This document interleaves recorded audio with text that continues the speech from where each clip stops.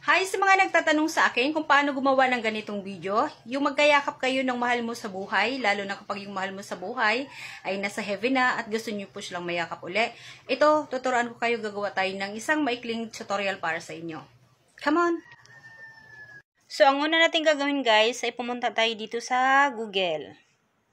Ita-type nyo dito guys yung Pixverse. Ayan, meron na kasi ako guys kasi gumawa na ako. Ayan, type nyo yung Pixverse dyan. And then, pag nandyan na kayo guys, ito makikita ninyo, itong Pixverse AI. Click nyo yan.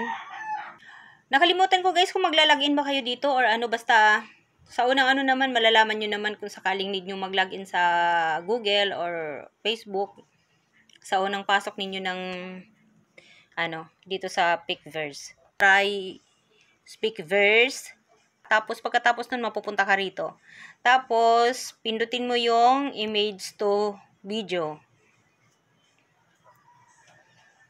Tapos, ay kailangan 5 seconds lang siya, ano? Tapos, normal. Dito, guys, sa taas, mag-upload kayo dito ng picture. Make sure na nagkaroon na kayo ng picture na nakakullads. Kailangan nakakullads yung picture, guys, na magkatabi kayo, 16 by 9. Lagay nyo dito, click nyo yung picture. So, ito na ako, yung nanay at tatay ko. Yan. Yan po yung pipiliin ko. Done. Ayan, naglo-loading siya guys. Ayan o, try 16 by 9 kasi ang ratio na kailangan natin. So, ayan na nga guys, nakalagay na siya. Tapos dito sa prompt, dito sa, ano, maglagay kayo dito, mag-type kayo dito ng hug. Ayan. Tapos, scroll down. Punta ka dito sa taas. Ay, ano, baba. Ayan. Meron nakalagay dito na create. Pindutin nyo tong create. Tapos, maghintay lang kayo dyan, guys. Kasi, ayun sila, guys, create video success. Ayan. Maghintay lang kayo dyan, guys. Ito muna ang lalabas. Siguro mga 2 minutes siguro siya or 3, something na ganon. Yung, your video is generating. The system is operating is full capacity yan.